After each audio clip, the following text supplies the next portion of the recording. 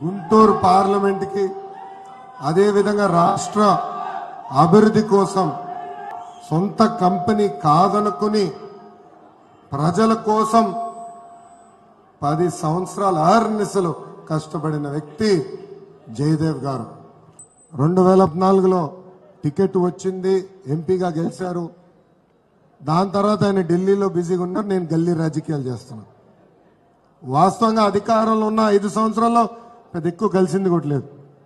పదే పదే రాము కానీ ఇటు జయదేవ్ గారు, అన్నా నువ్వు ఢిల్లీకి రావాలంటే, అరే నాకు ఢిల్లీ రాజకీయాలు ఇష్టం లేదు, నాకు గల్లీ రాజకీయాలు బాగా కంఫర్టబుల్ అని చెప్పాడు. పదే పదే అనేవాడు.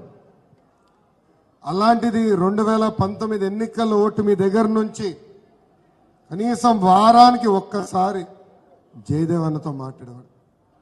అమరావతి ఉద్యమం జరిగినప్పుడు రైతులకి అండగా నిలబడి